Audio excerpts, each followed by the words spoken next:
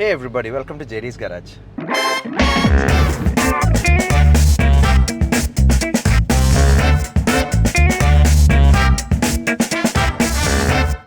ഇന്ന് നമ്മളൊരു യാത്രയിലാണ്. അപ്പോൾ ഐ തോട്ട് ഓക്കെ നമുക്കൊരു ന്യൂസ് എപ്പിസോഡും കൂടെ അതിൻ്റെ കൂട്ടത്തിൽ ചെയ്യാമെന്നുള്ളത്. So it's been a while since we did the news.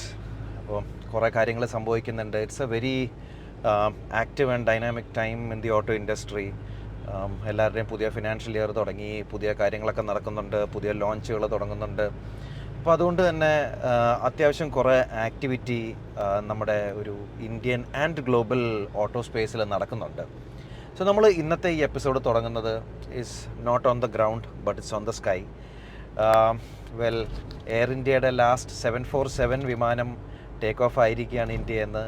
It has gone after decades of very good service.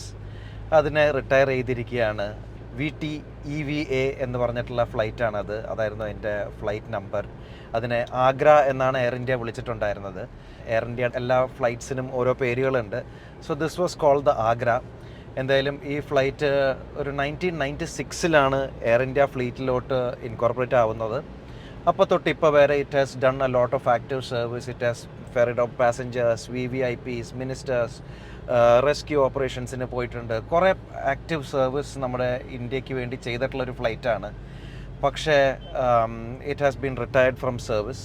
അതിൻ്റെ ഒരു കാര്യം എന്ന് പറഞ്ഞു കഴിഞ്ഞിട്ടുണ്ടെങ്കിൽ നമ്മുടെ ഇപ്പോഴത്തെ ഏവിയേഷൻ ഒരു ഇൻഡസ്ട്രി നോക്കുകയാണെങ്കിൽ ഇറ്റ് ഹാസ് നമ്മുടെ പ്രയോറിറ്റീസും കാര്യങ്ങളും എല്ലാം വളരെയധികം മാറിയിട്ടുണ്ട്. All the airline companies want ഒരു smaller, more affordable, more efficient transport. അതുകൊണ്ട് തന്നെ 747 or the queen of the skies അതിന് ഇപ്പോൾ ഒരു സ്ഥാനമില്ലാണ്ടായിട്ടുണ്ട്. എല്ലാവരും എങ്ങനെ കോസ്റ്റ് കുറയ്ക്കാം, എങ്ങനെ ഒരു മോർ എഫിഷ്യൻറ്റ് ഫ്ലൈറ്റുകൾ ചെറിയ ചെറിയ സെക്ടറിൽ ഓടിക്കാമെന്നാണ് നോക്കുന്നത്. അതുകൊണ്ട് തന്നെ ഇത്രയും വലിയൊരു ഫ്ലൈറ്റ് നിറച്ചിട്ട് പോകാമെന്ന് പറഞ്ഞാലും കുറച്ച് ബുദ്ധിമുട്ടാണ്. This carries over 400 passengers at one shot. And അതിനുള്ള ഒരു സിറ്റുവേഷൻ അല്ല ഇപ്പോൾ ഏവിയേഷൻ സെഗ്മെൻറ്റിലുള്ളത്. നമുക്കെല്ലാവർക്കും അറിയാം, പലതരം പ്രതിസന്ധി കൂടെ പോയിക്കൊണ്ടിരിക്കുന്നൊരു സെഗ്മെൻറ്റാണ് ഏവിയേഷൻ. അതുകൊണ്ട് തന്നെ this is not a great time for aviation as a whole.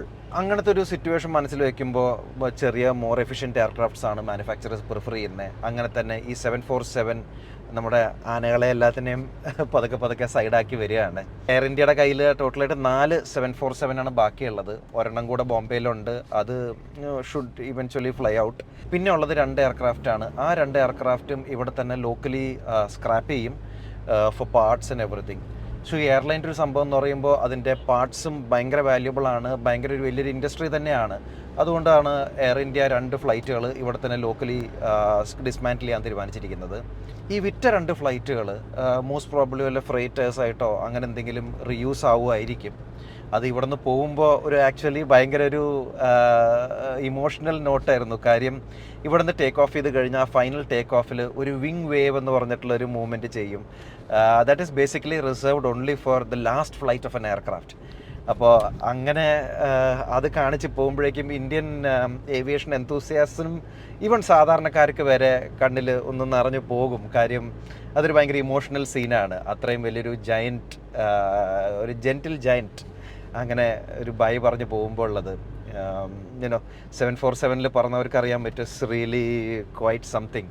നമുക്ക് ബാക്കി എന്തൊക്കെ ഫ്ലൈറ്റ്സ് പറഞ്ഞാലും 747 ഒരു ഇമോഷനാണ്, ഒരു വികാരമാണ് ആ flight amongst enthusiasts. And it's really fortunate to have experience that. നമുക്ക് അങ്ങനെ നോക്കുമ്പോൾ ആക്ച്വലി നമ്മുടെ ഈ ഒരു ജനറേഷനിൽ കുറേ ഇങ്ങനത്തെ സിഗ്നിഫിക്കൻറ്റ് ഫ്ലൈറ്റുകൾ എക്സ്പീരിയൻസ് ചെയ്യാനും അതിൻ്റെ അവസാനത്തെ യാത്രകൾ കാണാനും പറ്റിയിട്ടുണ്ട്. Like the concord, then the 747 and Boeing. ഈ പോക്ക് പോകുമ്പോൾ എന്താവെന്ന് അറിയില്ല. ഇന്നിപ്പോൾ ഏതോ വണ്ടിയുടെ ഷൂട്ട് തുറന്നു പോയിട്ടുണ്ടെന്ന് പറയുന്നുണ്ട്. പറക്കുമ്പോൾ ഡോറ് തുറന്നു പോകുന്നു. അപ്പോൾ അങ്ങനെ നോക്കുമ്പോൾ ബോയിങ്ങിൻ്റെ പോക്ക് ഇതെങ്ങോട്ടാ കുറച്ച് ബുദ്ധിമുട്ടാണ്. അപ്പോൾ അതുകൊണ്ട് will have to see how these traditional names എങ്ങനെ സർവൈവ് ചെയ്യുന്നു എന്നുള്ളത് മാർക്കറ്റിലും. ഇനി എന്തൊക്കെയാണ് പുതിയ ട്രെൻഡ്സ് എന്നുള്ളത് നമുക്ക് വെയിറ്റ് ചെയ്ത് കാണാം. But surely A sad moment for all of us. എന്തായാലും അവിടെ നമുക്ക് ലാൻഡ് ചെയ്യാം. Let us get back to cars. നമുക്ക് നോക്കുകയാണെങ്കിൽ പുതിയ ലോഞ്ചസ് എന്ന് പറയുമ്പോൾ ഏറ്റവും ഹോട്ടസ്റ്റ് ലോഞ്ച് ഇപ്പോൾ ഈ ഇടയ്ക്ക് വന്നിട്ടുള്ള ഇസ് ദ BYD Seal.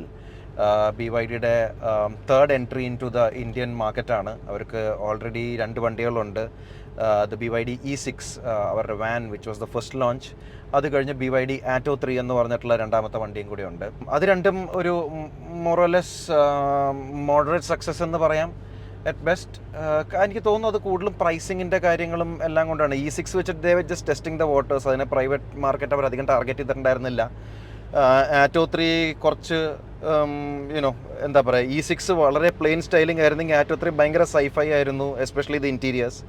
പക്ഷേ എന്നാൽ ഇത് രണ്ടും ഉണ്ടാക്കാത്തൊരു ഇമ്പാക്റ്റാണ് ആക്ച്വലി BYD Seal ഉണ്ടാക്കിയിരിക്കുന്നത്, which is the most expensive car in their lineup. 3 വേർഷൻസിലാണ് വരുന്നത്. And all 3 versions offer something very unique. So 3 വേർഷൻസിലാണ് വരുന്നത്. It's called the dynamic, premium and the performance. Dynamic എന്ന് പറയുമ്പോൾ അതിൻ്റെ അട്രാക്ഷൻ പ്രൈസാണ് 41 ലക്ഷം രൂപയ്ക്കാണ് തുടങ്ങുന്നത്. Premium which I think will be the best selling model 45 ലക്ഷം രൂപയാണ് വരുന്നത്. പക്ഷേ it has the maximum range 650 കിലോമീറ്ററുള്ള റേഞ്ചാണ് പറയുന്നത് അതിന്. പിന്നെ പെർഫോമൻസ് എന്ന് പറഞ്ഞാൽ ഓൾ വീൽ ഡ്രൈവ് വേർഷൻ ഉണ്ട്, which is the crazy version. 3.8 seconds ആണ് 0 to 100 പറയുന്നത്. 523 horse power. So 523 horsepower in a regular family sedan. That is just insane. ഇത്രയും കാലം AMGs ആൻഡ് BMW M കാർസിലൊക്കെ നമുക്ക് കാണാൻ പറ്റുന്ന പവർ ഫിഗേഴ്സാണ്, അതും റേഞ്ച് ടോപ്പർ വണ്ടികളിൽ കാണാൻ പറ്റുന്ന പവർ ഫിഗേഴ്സാണ് ഇപ്പോൾ ഒരു 4 ഡോർ ഫാമിലി സെഡാനിന് കൊടുക്കുന്നത്. And sub 4 seconds 0 to 100 timing, just crazy. EVs വന്നതോടെ performance has become so affordable that it's madness. നമുക്കൊരിക്കലും പ്രതീക്ഷയിൽ ഇങ്ങനത്തെ ഒരു സെഗ്മെൻറ്റിൽ ഇത്രയും പെർഫോമൻസ് കാണാൻ പറ്റുമെന്നുള്ളത്. Really looking forward for that. വണ്ടി അത്യാവശ്യം കാണാനും നല്ല സ്റ്റൈലിഷാണ്, കാര്യങ്ങളൊക്കെ കൊള്ളാം. ഭയങ്കര ലോ ആണ്, അതുമാത്രമേ ഒരു പ്രശ്നമുള്ളൂ. But will have to see how they have tune the car. And ഒരു ലോങ് ടേം യൂസേജിലാണ് മനസ്സിലാവുള്ളൂ ഹൗ മേ ബി അടിയൊന്നും അറിയില്ലായിരിക്കും, പറയാൻ പറ്റില്ല. But definitely a very interesting product. BYD has gone all out into this one product and it shows. Nalla pricing, nalla specs, kollam. Wishing that vehicle best of luck in the market. പിന്നെ നമ്മൾ നോക്കുകയാണെങ്കിൽ EVസിൻ്റെ കാര്യം പറയുമ്പോൾ ഈയിടയ്ക്കായിട്ട് ഇപ്പോൾ spy pictures എല്ലായിടത്തും കാണുന്ന ഒരു EV ആണ് മഹീന്ദ്ര BE05. അതിപ്പോൾ എല്ലായിടത്തും ഇപ്പോൾ നമ്മൾ ഹൈവേയിലൊക്കെ പോവുകയാണെങ്കിൽ പലയിടത്തും ചാർജിങ് സ്റ്റേഷനിൽ നമുക്ക് അവിടെ ഇവിടെയും വെച്ച് കാണാൻ പറ്റും ഈ വണ്ടി. സോ അങ്ങനെ we are showing some of the latest pictures and maybe ഇൻറ്റീരിയേഴ്സിൻ്റെ ഇതുവരെ കണ്ടിട്ടുള്ളതിൽ ഏറ്റവും ക്ലിയർ ഷോട്ട്സാണ് ഇപ്പോൾ ഈ കാണുന്നത്. വണ്ടി എന്ന് പറയുമ്പോൾ മഹീന്ദ്രയുടെ പുതിയ ബോൺ EV പ്ലാറ്റ്ഫോമിൽ വരുന്ന സീരീസുള്ള വണ്ടികളാണ്. അവർ മൾട്ടിപ്പിൾ വെഹിക്കിൾസാണ് ബോൺ EV പ്ലാറ്റ്ഫോമിൽ കാണിച്ചിരിക്കുന്നത്. സോ 5 SUV കോൺസെപ്റ്റ്സ് കാണിച്ചായിരുന്നു. അതിനകത്ത് 2 XUVയുടെ ബേസ് ചെയ്തിട്ടുള്ള വണ്ടികളാണ്. പിന്നെ ഉള്ളത് BE05 എന്ന് പറഞ്ഞിട്ടുള്ളതും അങ്ങനെ ബോൺ ഇലക്ട്രിക് പ്ലാറ്റ്ഫോമിലുള്ള വേറെ ഒരു 3-4 വണ്ടികളുമാണ് അവർ കാണിച്ചിരിക്കുന്നത്. സോ ഈ വണ്ടി അവരുടെ മഹീന്ദ്രയുടെ ഇൻഗ്ലോ പ്ലാറ്റ്ഫോം എന്ന് പറഞ്ഞിട്ടുള്ള ഒരു പ്രൊപ്രൈറ്ററി ഇലക്ട്രിക് പ്ലാറ്റ്ഫോം ബേസ് ചെയ്തിട്ടാണ് ഉണ്ടാക്കിയിരിക്കുന്നത്. And this is with the help of Volkswagen ആണെങ്കിലും ഇപ്പോൾ ഇലക്ട്രിഫിക്കേഷനിൽ അത്യാവശ്യം വലിയ കാര്യമായിട്ട് തന്നെ നിൽക്കുന്നുണ്ട്. അപ്പോൾ ആ ഒരു ടെക്നോളജിയും ബെനിഫിറ്റ്സും എല്ലാം റീപ്പ് ചെയ്തിട്ടാണ് മഹീന്ദ്രയുടെ ഇൻഗ്ലോ പ്ലാറ്റ്ഫോം ഇതായിരിക്കുന്നത്. ആൻഡ് അതിൽ ബേസ് ചെയ്ത് ഈ വണ്ടി ആയതുകൊണ്ട് തന്നെ it will have all the advantages of an EV without any of the compromises that you see. കാര്യം നമ്മളൊരു ഐസ് പ്ലാറ്റ്ഫോം വണ്ടി EVയിലോട്ട് മാറ്റി കഴിയുമ്പോഴേക്കും അതിന് കുറേ പ്രശ്നങ്ങളുണ്ടാവും യൂഷ്വലി പാക്കേജിങ്ങിലൊക്കെ. എന്നാൽ ഇതൊരു ബോൺ ഇലക്ട്രിക് വെഹിക്കിൾ ആയതുകൊണ്ട് തന്നെ അത്യാവശ്യം ആ കാര്യങ്ങളെല്ലാം ഓവർകം ചെയ്തിട്ടായിരിക്കും സ്പേസും പാക്കേജിങ്ങും കാര്യങ്ങളെല്ലാം. It is design to be an EV from grounds up. അപ്പോൾ അതിൻ്റേതായ പല അഡ്വാൻറ്റേജസും ഉണ്ടാവും. ഈ പ്ലാറ്റ്ഫോമിൻ്റെ സംഭവം എന്ന് പറഞ്ഞാൽ ബിറ്റ്വീൻ 228 to 389 bhp ആണ് ഈ പ്ലാറ്റ്ഫോം കാണിക്കുന്നത്. ഇതൊരു കൂപ്പേ SUV സ്റ്റൈലിംഗ് ആണ്. അതാണ് ഇപ്പോഴത്തെ ഏറ്റവും വലിയ ട്രെൻഡിങ് ആയിട്ടുള്ള ഒരു body style. This will go against the Tata curve. അതും ഇപ്പോൾ കാണിക്കുന്നുണ്ട് വണ്ടികളായി. നമുക്ക് എല്ലാവർക്കും ഇതിൻ്റെയൊക്കെ സ്പൈ പിക്ചേഴ്സും അതേപോലെ അവർ റിവീൽ ചെയ്തിട്ടുള്ള കാര്യങ്ങളെല്ലാം കാണിക്കുന്നുണ്ട്. സോ അത്യാവശ്യം ഇപ്പോൾ മാർക്കറ്റ് ഡിമാൻഡ് ചെയ്യുന്ന ഒരു ട്രെൻഡിങ് സ്റ്റൈലാണ് ഇവർ കൊണ്ടുവന്നിരിക്കുന്നത് of these coupe SUVs. So Mahindra പറയുന്നത് ഈ വണ്ടി will be available in single and dual motor variants which is good. കാര്യം ഒരു ലെവലിൽ മേലെ പ്രീമിയം പോകണമെന്നുണ്ടെങ്കിൽ ഡ്യുവൽ മോട്ടറാണ് നമുക്ക് ആ ക്രേസി പെർഫോമൻസും കാര്യങ്ങളെല്ലാം തരുന്നത്. So you can expect all wheel drive versions അതിൻ്റെ കൂട്ടത്തിൽ തന്നെ ഉണ്ടാവും. ആൻഡ് അവർ പറഞ്ഞിരിക്കുന്ന ഏറ്റവും ഇമ്പോർട്ടൻ്റ് ആയിട്ടുള്ളൊരു കാര്യം ഇതിനകത്ത് 175 kilowatt ചാർജിങ് വരെ ഇത് സപ്പോർട്ട് ചെയ്യുമെന്നാണ്. And that is great. കാര്യം പല വണ്ടികളും ഇപ്പോൾ ഇന്ത്യയിൽ ഇറങ്ങുന്നത് ചാർജിങ് സ്പീഡ്സ് വളരെ പരിതാപകരമാണ്. 25 kilowatt 30 kilowatt ചാർജിങ് ആണ്. ആൻഡ് ഇതുകൊണ്ട് തന്നെ ചാർജിങ് സ്റ്റേഷനിൽ ഭയങ്കര ഡിലേ ആണ്. And it's very frustrating. നമുക്ക് അത്രയും നേരം ഒരു ആവശ്യമില്ലാണ്ട് വെയിറ്റ് ചെയ്യുമ്പോൾ just because manufacturer try to cheap out നമുക്കത് എന്ന് പറഞ്ഞാൽ ആ വണ്ടിയുടെ ആൾക്ക് മാത്രമല്ല അതുകൊണ്ട് അസൗകര്യമുള്ളത്, എല്ലാവർക്കും ഉണ്ട്. That is actually clogging up the Indian infrastructure as a whole. അപ്പോൾ അതുകൊണ്ട് തന്നെ ഇനി ചാർജിങ് സ്പീഡ്സ് ആണ് ഏറ്റവും ക്രിട്ടിക്കൽ. അത് പട്ടണത്രയും പെട്ടെന്ന് അതിനുള്ള ഒരു അറ്റൻഷൻ ബാക്കി മാനുഫാക്ചറേഴ്സ് കൊടുക്കുമെന്ന് വിചാരിക്കുന്നു. ഈ കണ്ട വണ്ടി, ഇപ്പോൾ ഈ ചാർജിങ്ങിൽ കണ്ട വണ്ടി, that car was also drawing 60 kilowatts fully. അപ്പോൾ അതുകൊണ്ട് തന്നെ എന്തായാലും അതിനേക്കാളും കൂടുതൽ കേപ്പബിലിറ്റി ഉണ്ടാവുമെന്ന് ഉറപ്പാണ്. ഇപ്പോൾ 175 kilowatt അവർക്ക് ടെസ്റ്റ് ചെയ്യാൻ പറ്റില്ല. ഇപ്പോൾ ഈ വണ്ടി കണ്ടത് ടെസ്റ്റിങ്ങിൻ്റെ ഇടയിലാണ്. 175 kilowatt ചാർജർ കിയയുടെ ഷോറൂമിലും അവിടെ ഇവിടെയൊക്കെ ആയതുകൊണ്ട് തന്നെ ഇവർക്ക് അത് പോയി ടെസ്റ്റ് ചെയ്യാൻ പറ്റില്ല. So I think that is why the car was pulling 60 kilowatt. But it's a good sign. 60 kilowatt എങ്കിലും വേണം on a regular usage. 175 kilowatt ഒക്കെ കിട്ടിക്കഴിഞ്ഞാൽ ചാർജിങ്ങിന് അടിപൊളിയായിരിക്കും. സോ വണ്ടി ഒക്ടോബർ 2025 ഇറങ്ങുന്നതെന്നാണ് പറയുന്നത്. But eagerly looking forward to that. നല്ലോണം ടെസ്റ്റ് ചെയ്ത് നല്ല വൃത്തിയായിട്ട് ഇറക്കിയാൽ മതി. But Mahindra surely on a roll. ഈ ഒരു സീരീസും അവരും ഇലക്ട്രിക്, ഇപ്പോൾ ആസ് ഓഫ് നൗ അവർ ഇലക്ട്രിക്കിലെ ടാറ്റയുടെ അടുത്ത് ഭയങ്കരമായിട്ട് ലാഗ് ചെയ്ത് നിൽക്കുവാണ് in terms of models and all that. Despite starting way before anyone else. Mahindra Reva വെച്ചിട്ടാണ് തുടങ്ങിയത്. റേവ, E2, വെറീറ്റോ, ഇങ്ങനെ കുറേ സാധനങ്ങൾ അവർ ഇറക്കിയെങ്കിലും അത് കഴിഞ്ഞത് ലോസ്റ്റ് ഇൻട്രസ്റ്റ്. XUV 400 എന്ന് പറഞ്ഞാലും അതൊരു എന്താ പറയുക, ഒരു മാർക്കറ്റിലേക്ക് ഓക്കെ എല്ലാവരും ചോദിക്കേണ്ടല്ലോ, എന്നാൽ ശരി ഇതാ ഒരു ഇലക്ട്രിക് നമ്മൾ തരാം എന്ന് പറഞ്ഞ് ഇറക്കിയൊരു ഇലക്ട്രിക് പോലെ ഉണ്ട്. വേറെ അപ്പുറത്ത് Tatas onslaught models after models അവർ ഇറക്കിക്കൊണ്ടിരിക്കുകയാണ്. അപ്പോൾ ആ ഒരു റേസിൽ മഹീന്ദ്രയ്ക്ക് ക്യാച്ചപ്പ് ചെയ്യണമെങ്കിൽ they really have some serious work to do. And ഈ BE സീരീസ് SUVs അത്യാവശ്യം നല്ലതായിരിക്കും അതിൽ. ആൻഡ് മഹീന്ദ്രയ്ക്ക് വേണ്ട എഡ്ജ് കിട്ടും അതുകൊണ്ട് തന്നെ എന്നാണ് ഞാൻ പ്രതീക്ഷിക്കുന്നത്. On the topic of Mahindra, നമുക്ക് മഹീന്ദ്രയുടെ ഒരു വണ്ടിയും കൂടെ ഇറങ്ങുന്നുണ്ട്. XUV 400 ഒക്കെ പറഞ്ഞ സ്ഥിതിക്ക് അതിൻ്റെ ഒരു സക്സസർ അല്ലെങ്കിൽ അതിൻ്റെ ഒരു അപ്ഡേറ്റ് ഫേസ് ലിഫ്റ്റ്, സക്സസർ അല്ല, അതിൻ്റെ ഒരു ഫേസ് ലിഫ്റ്റ് വരുന്നുണ്ട്. It will be call the XUV 3XO. മഹീന്ദ്രയുടെ ഒരു പുതിയ നെയിമിംഗ് നോമൻക്ലേച്ചറാണ്. ഇതുവരെ മഹീന്ദ്രയുടെ വണ്ടികളെല്ലാം OO എന്ന് പറഞ്ഞിട്ടുള്ള ഒരു നെയിമിംഗ് ആണ് കൊടുത്തിട്ടുണ്ടായിരുന്നത്. നമ്മൾ XUV 500, XUV 700 എന്ന് പറയുമ്പോഴും മഹീന്ദ്രയുടെ actual naming it is the OO. XUV 300, 500, 700 ഇങ്ങനെയാണ് അതിനെ മഹീന്ദ്ര വിശേഷിപ്പിക്കുന്നത്. നാട്ടുകാർ അതിനെ 300, 500, 700 എന്നാണ് വിളിക്കുന്നത്. എന്തായാലും അങ്ങനെ നമ്മളിട്ട പേര് മാത്രം നമ്മുടെ കുഞ്ഞിനെ വിളിച്ചാൽ മതി എന്ന് പറഞ്ഞുകൊണ്ടാണെന്ന് തോന്നുന്നു മഹീന്ദ്ര ഇനി 3XO എന്നുള്ള പേരിലോട്ട് മാറ്റിയത്. ഇതാകുമ്പോൾ ഇവന് തെറ്റി വിളിക്കുന്ന പ്രശ്നമില്ലല്ലോ. അങ്ങനെ അതിൻ്റെ പുതിയ അപ്ഡേറ്റഡ് വേർഷനാണ് കാണുന്നത്. It's a face lift, minor face lift. ആ ഫ്രണ്ടിൽ കുറച്ച് ഗ്രില്ല് കാര്യങ്ങളൊക്കെ മാറിയിട്ടുണ്ട്. കുറച്ച് വിഷ്വലായിട്ടുള്ള കാര്യങ്ങളൊക്കെ അവർ അപ്ഡേറ്റ് ചെയ്തിട്ടുണ്ട് to bring it up to times. പിന്നെ അവർ അഡ്വർടൈസ് ചെയ്യുന്ന വേറൊരു കാര്യം എന്താണെന്ന് പറഞ്ഞു കഴിഞ്ഞിട്ടുണ്ടെങ്കിൽ ലാർജസ്റ്റ് സൺറൂഫാണ് ആ വണ്ടിക്ക് വരാൻ പോകുന്നത് ഇൻ ദ സെഗ്മെൻറ്റ്. മിക്കവാറും പാൻഡ്രോമിക് സൺറൂഫ് ആയിരിക്കും കൊടുക്കുന്നത്. അകത്തെ അഡാസ് കേപ്പബിലിറ്റീസ് വരുമെന്ന് പറയുന്നുണ്ട്. And all that equipment basically upgrade. കാര്യം XUV 300 എന്ന് പറയുമ്പോൾ അത്യാവശ്യം നല്ല കേപ്പബിൾ ഒരു കാറായിരുന്നു. സ്പേസ് ഉണ്ട്, കംഫർട്ടുണ്ട്, പവറുണ്ട്, നല്ല എൻജിൻസാണ്. പ്രൈസിങ്ങിൽ കുറച്ച് പഴച്ചുകൊണ്ട് ആദ്യം അതത്ര അങ്ങോട്ട് ഹിറ്റായില്ല. സോ അതിൻ്റെ ഏറ്റവും വലിയൊരു പ്രോബ്ലം എന്ന് പറഞ്ഞാൽ ഇൻറ്റീരിയേഴ്സ് ഒക്കെ തന്നെയായിരുന്നു. 300, 400 ഒക്കെ ഒരു അപ്ഡേറ്റ് വന്നെങ്കിലും ഒരു still not up there with the segment. Nexon അവിടെ ദർ ഗോയിങ് സ്പേസ് ഏജ്, ഇവർക്ക് കുറച്ച് നല്ലോണം ക്യാച്ചപ്പ് ചെയ്യാൻ ബാക്കിയുണ്ട്. അപ്പോൾ അതുകൊണ്ട് തന്നെ ഈ ഒരു അപ്ഡേറ്റ് വളരെ നന്നായിരിക്കും for what is otherwise a very capable car. അപ്പോൾ അതങ്ങനെ മഹീന്ദ്രയുടെ കാര്യം തന്നെ പറഞ്ഞുകൊണ്ടിരിക്കുമ്പോൾ നമുക്ക് ഒരു കാര്യത്തിലൂടെ പോവാം. They are launching something call the Bolero neo plus. So Bolero neo എന്ന് പറഞ്ഞു കഴിഞ്ഞിട്ടുണ്ടെങ്കിൽ തന്നെ അത് ഭയങ്കര ഒരു ഇൻട്രസ്റ്റിംഗ് പ്രോഡക്റ്റാണ് ഫ്രം എ ബ്രാൻഡിങ് പെർസ്പെക്റ്റീവ്. ആദ്യം ഈ വണ്ടി TUV 300 എന്നും പറഞ്ഞിട്ട് മഹീന്ദ്ര ഇറക്കിയായിരുന്നു. Tough utility vehicle. ഏറ്റില്ല, ആരും വാങ്ങിച്ചില്ല. അത് അവർ it was a very confused positioning. It എന്താ പറയുക, അതൊരു ഏർബൻ വണ്ടിയായിട്ട് അവർ പ്രൊക്ലെയിം ചെയ്തു. ബട്ട് എന്താ പറയുക, അതൊരു ഭയങ്കര എപ്പോഴും ഒരു യൂട്ടിലിറ്റേറിയൻ വാല്യൂ ആണ് ആ വണ്ടിക്ക് ഉണ്ടായിരുന്നത്. It's a very nice capable car.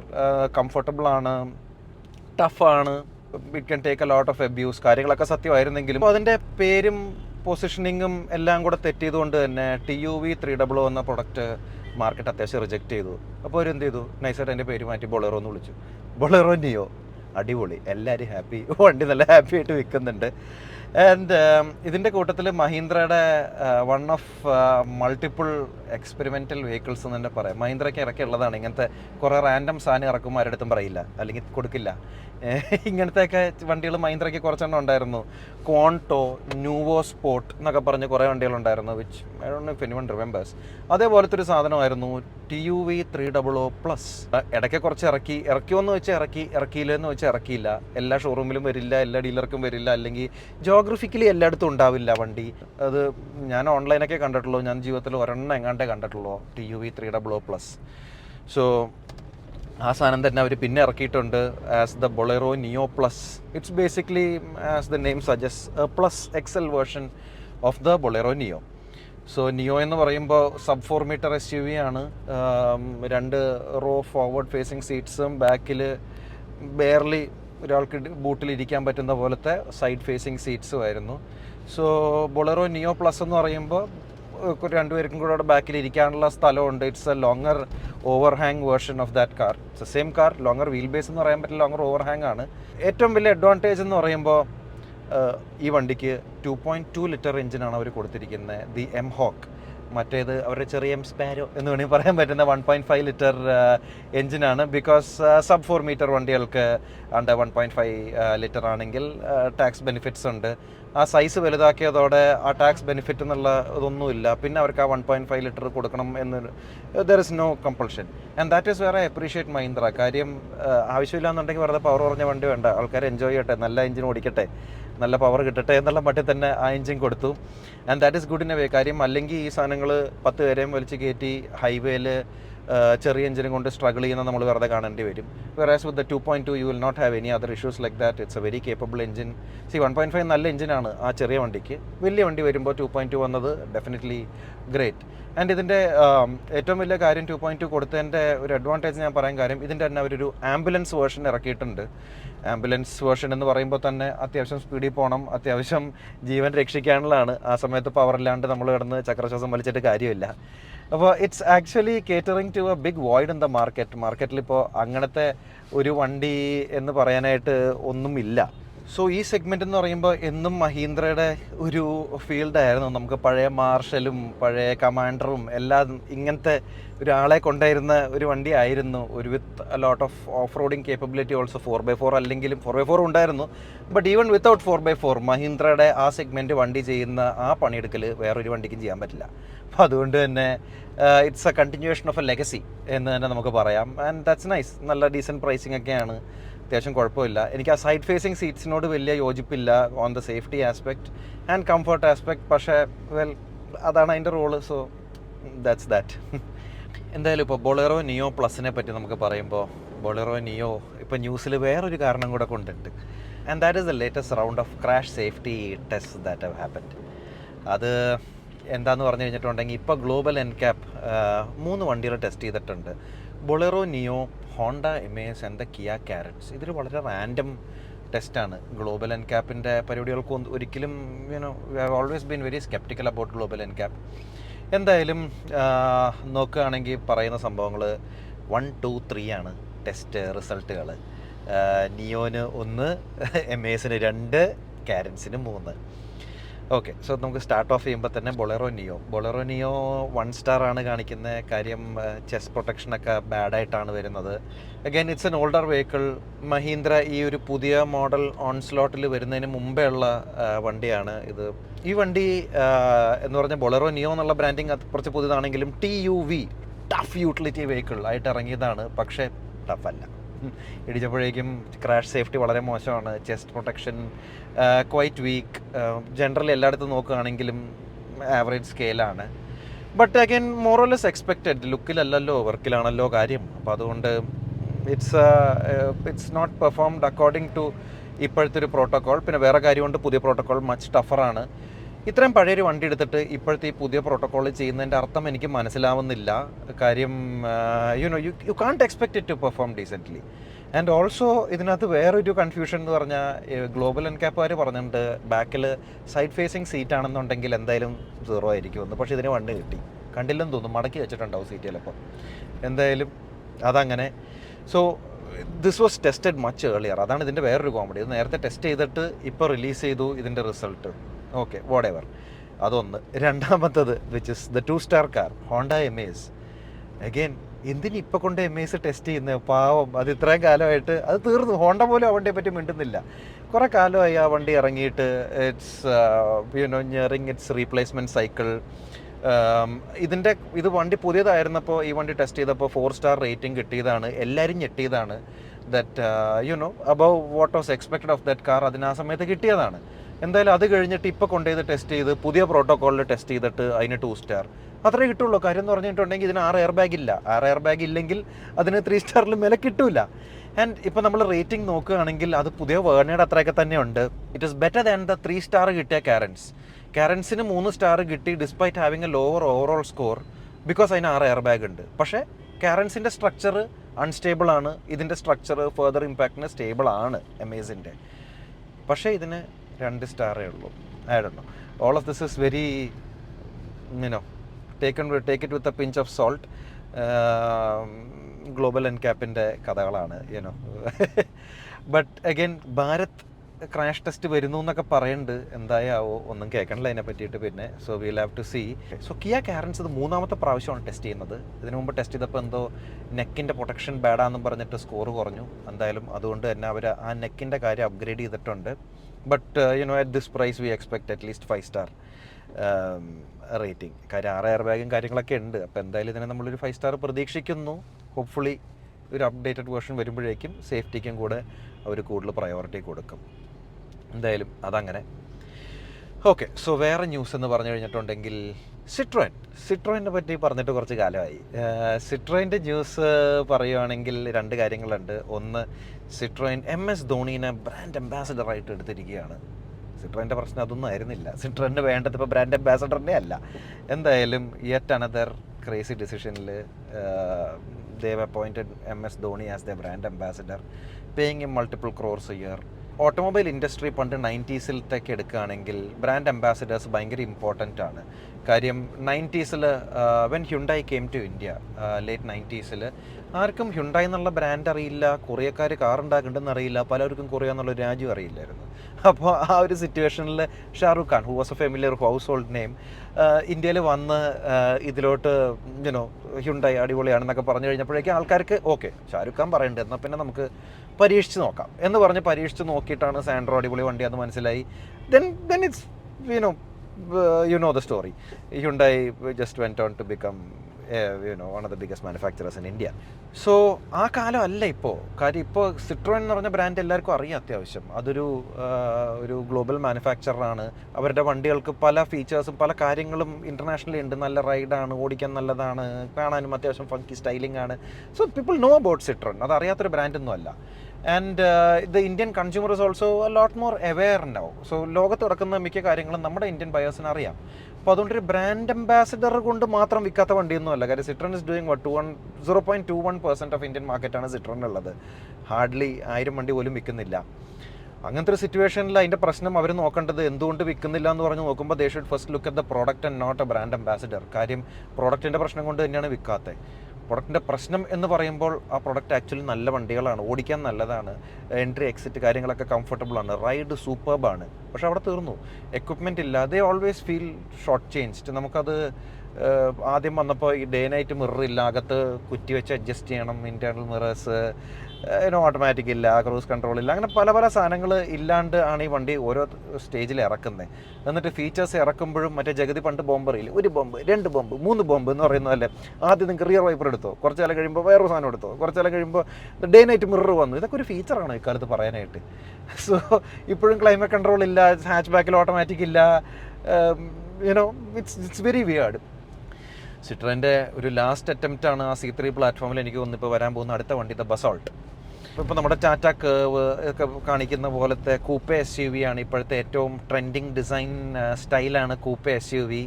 അപ്പോൾ again Citroen is giving it 1 more shot C3യിൽ. അവർ സമ്മതിക്കണം കേട്ടോ. കാര്യം they are giving that platform everything they can.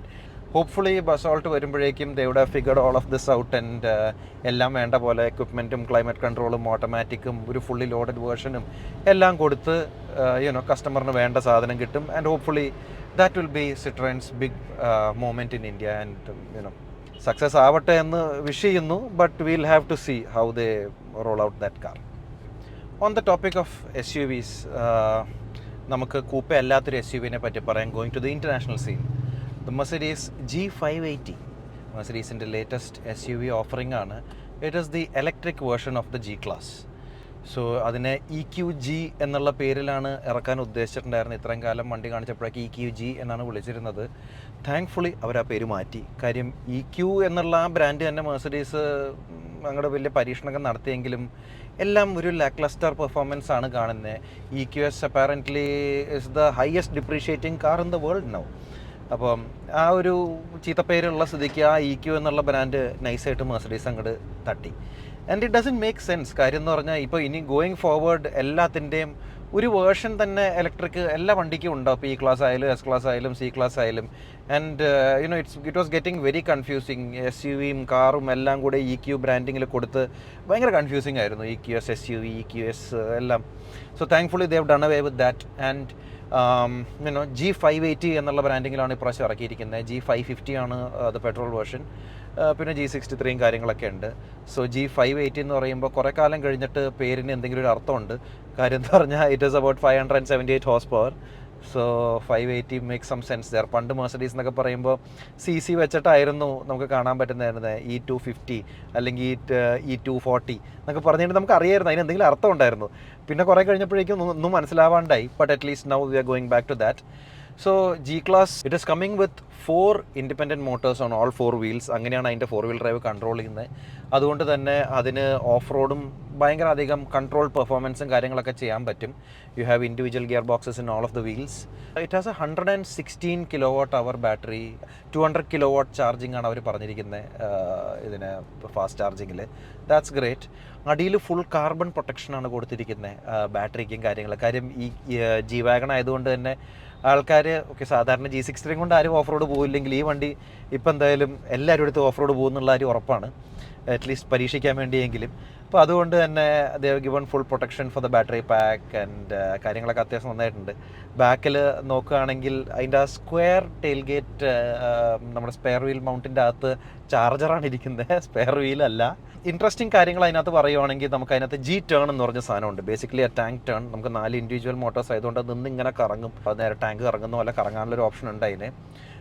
നമ്മുടെ മൈബാക്കിൽ ബൗൺസിങ് ഫീച്ചർ കൊടുത്തിട്ടുണ്ടായിരുന്നു GLS 600-ന്. മെഴ്സിഡീസ് പറഞ്ഞത് അത് ഓഫ് റോഡ് പോകുമ്പോൾ സ്റ്റക്കാവുമ്പോൾ നമുക്ക് ഉപയോഗിക്കാൻ വേണ്ടിയിട്ടാണ്. ആരും ഓഫ് റോഡ് പോയിട്ടില്ല, അതുകൊണ്ട് എല്ലാവരും ടിക്ടോക്കിൽ കിടന്ന് ബൗൺസ് ചെയ്ത് കളിക്കുകയാണ്. അതുകൊണ്ട് അതേപോലെ G-Turn-ഉം അവർക്കും ഏതാണ്ട് ഉറപ്പുണ്ട് എല്ലാവരും വെറുതെ ഇങ്ങനെ വട്ടം ചുറ്റിക്കൊണ്ടിരിക്കുമെന്ന്. അതുകൊണ്ട് ഒരു 3-4 പ്രാവശ്യം കറങ്ങി കഴിയുമ്പോൾ വണ്ടി തന്നെ പറയും മതി മക്കളെ നമുക്കിനി വീട്ടിൽ പോകാം. അപ്പോൾ അതുകൊണ്ട് അത്രയും തവണയേ കറങ്ങുള്ളൂ. ഇറ്റ്സ് എ ലിമിറ്റഡ് ഫീച്ചർ, കുറച്ച് നേരം കറങ്ങാൻ പറ്റുള്ളൂ. എന്തായാലും അതാണ് പുതിയ G-Class. സ്റ്റൈലിങ്ങും കുറച്ച് ചേഞ്ചസ് ഉണ്ട്. ആ closed off grill, I'm not a fan of that front end ഇപ്പോൾ. ബട്ട് ഞാനല്ല അതിൻ്റെ target customer, so I don't think Mercedes cares. But yeah കുറച്ച് എയറോ ബിറ്റ്സും കാര്യങ്ങളൊക്കെ മാറ്റിയിട്ടുണ്ട് അതിൻ്റെ അകത്ത് to make it more aerodynamic while looking like a brick. Still അതിനകത്ത് ചെറിയ ചെറിയ കുറച്ച് കാര്യങ്ങൾ ചെയ്തിട്ട് വണ്ടി അത്യാവശ്യം കുറച്ചുകൂടി എയറോ ഡൈനാമിക് ആക്കിയിട്ടുണ്ട് compared to the petrol versions. പിന്നെ നമ്മൾ G-Wagon കാര്യം പറയുമ്പോൾ ദേശി G-Wagon ഫോർസ് ഗുർക്കയുടെ 5-door വേർഷൻ റിവീൽ ആയിട്ടുണ്ട്. ഇപ്പോൾ അടുത്ത 2 ദിവസത്തിൽ I think it should be revealed for the public. ഒരു ഫേസ് ലിഫ്റ്റഡ് വേർഷൻ കൂടെയാണ്. കുറച്ച് ഇമ്പ്രൂവ്മെൻറ്റ്സും കാര്യങ്ങളൊക്കെ ചെയ്തിട്ട് ഡിജിറ്റൽ ക്ലസ്റ്റർ അതായിരുന്നില്ല വണ്ടിക്ക് ആവശ്യമുണ്ടായിരുന്നു. ബട്ട് എനിവേസ് ഡിജിറ്റൽ ക്ലസ്റ്ററും കാര്യങ്ങളൊക്കെ കൊടുത്തിട്ടുണ്ട്. 5-door വേർഷൻ വരുന്നുണ്ട്. അവർ കാണിച്ച വെരി ഇൻട്രസ്റ്റിംഗ് ഒരു പിക്കപ്പ് വേർഷൻ ഉണ്ട്. Hopefully that will also come out very soon. അത് കുറച്ചും കൂടെ ഒരു പ്രൈവറ്റ് ബയേഴ്സിന് അട്രാക്റ്റ് ചെയ്യാൻ വേണ്ടി കുറച്ച് കാര്യങ്ങളും കൂടെ ചെയ്യണം. ഒരു automatic transmission, dealership experience improve ചെയ്യുക, ഇങ്ങനത്തെ കാര്യങ്ങൾ ചെയ്താൽ തന്നെ I think the Gurkha is a fairly capable car. നല്ലൊരു എൻജിനും കൂടെ കൊടുക്കണം. കാര്യം ഇപ്പോഴത്തെ ആ എൻജിൻ എസ്പെഷ്യലി താറിൻ്റെ ഫാൻറ്റാസ്റ്റിക് M-Hawk എൻജിൻ്റെ ഫ്രണ്ടിൽ it pales in comparison. So hopefully the new version will get more power and more seats, more comfort കാര്യങ്ങളൊക്കെ ഉണ്ട്. So let's wait for that. And ഇന്നത്തെ എപ്പിസോഡ് ലാൻഡ് ചെയ്യാനായിട്ട് നമുക്ക് വേറൊരു ഫ്ലൈറ്റ് എടുക്കാം. Ultra violet F-77. Ultra violet ഒരു വളരെ dynamic ആയിട്ടുള്ള യങ് ഇന്ത്യൻ ബ്രാൻഡാണ് making electric sports bikes to start with. അവരുടെ F77 എന്ന് പറഞ്ഞൊരു വേർഷൻ ഇറക്കിയായിരുന്നു, which was the first model that they released. അത്യാവശ്യം നല്ല വെൽ എഞ്ചിനീയർഡ് പ്രൊഡക്റ്റ് ആയിട്ടാണ് തോന്നുന്നത്. നല്ല നമ്മുടെ ഓല പോലെയല്ല. It seems like A company that is actually interested in making A good vehicle. അപ്പോൾ അതുകൊണ്ട് തന്നെ അവരത് ആദ്യം ഇറക്കിയായിരുന്നു. പക്ഷേ പ്രൈസിങ് ഒക്കെ ഭയങ്കര ഹൈ ആയിരുന്നു. അതുകൊണ്ട് മാർക്കറ്റിൽ അത് വിചാരിച്ച പോലെ ഒരു ബസ് ഉണ്ടാക്കാൻ പറ്റിയില്ല. But they have not given up. They are back with an updated version, the Mark II F77. Same standard Recon എന്ന് പറഞ്ഞ 2 വേർഷൻസിലാണ് ഇറങ്ങിയിരിക്കുന്നത്, 2 ബാറ്ററി കപ്പാസിറ്റീസ്. ഇതിനകത്ത് മെയിനായിട്ടുള്ള കാര്യങ്ങളെന്ന് പറഞ്ഞിട്ടുണ്ടെങ്കിൽ കുറച്ച് ഫീച്ചേഴ്സ് കൂടി വില കുറഞ്ഞു എന്നുള്ളതാണ് സംഭവം. സോ പുതിയ വേർഷനിൽ 10 ലെവൽ ഓഫ് അഡ്ജസ്റ്റബിൾ റീജൻ ഉണ്ട്, ട്രാക്ഷൻ കൺട്രോൾ ഉണ്ട്, ഒരു സ്റ്റെബിലിറ്റി പ്രോഗ്രാം പോലത്തെ ഒരു സാധനമുണ്ട്. So a lot of stuff has been added on to that vehicle. Price നോക്കുകയാണെങ്കിൽ standard version is lesser by about 80,000 rupees and the recon version is lesser by about 56,000 rupees. So 2.99 and 3.99 lakhs ആണ് ഈ 2 വേർഷൻസിന് വന്നിരിക്കുന്നത്. And that's nice. Hopefully ഈ പുതിയ പ്രൈസിങ്ങിൽ introductory pricing ആണ്. So hopefully ഈ പ്രൈസിങ്ങിലും ഈ വണ്ടിക്ക് അത്യാവശ്യം നല്ലൊരു ഭാവി ഉണ്ടാവട്ടെ. And may they go on to make more interesting 2 wheelers. കാര്യം അവരുടെ കോൺസെപ്റ്റ്സ് കണ്ടതൊക്കെ ഭയങ്കര ഇൻട്രസ്റ്റിംഗ് ആണ്. So looking forward to that. അങ്ങനെ എന്തായാലും നല്ല അടിപൊളി ട്രാഫിക്കിൽ പെട്ടിരിക്കുകയാണ്. സോ ഇന്നത്തെ ഈ എപ്പിസോഡ് ഇവിടെ റാപ്പപ്പ് ചെയ്യാം. Thank you so much for joining in guys. ഈ എപ്പിസോഡിലെ ഫീഡ്ബാക്കും കാര്യങ്ങളും നിങ്ങളുടെ കമൻറ്റ് സെക്ഷനിൽ please do let me know what type of news ആണ് ഞാൻ കൂടുതൽ ഇതിനകത്ത് ഇൻകോപ്പറേറ്റ് ചെയ്യേണ്ടത്. Do you want more international news, more Indian news, എന്താണ് വേണ്ടതെന്നുള്ളതും കൂടെ please do let me know in the comment section. അപ്പോൾ ചാനൽ സബ്സ്ക്രൈബ് ചെയ്യാത്തവരാണെങ്കിൽ please do consider clicking the subscribe button. നമ്മുടെ അപ്ഡേറ്റ്സും കാര്യങ്ങളിൽ റെഗുലറായിട്ട് വരുന്നതായിരിക്കും. Thank you so much for joining in guys and have a great day. By.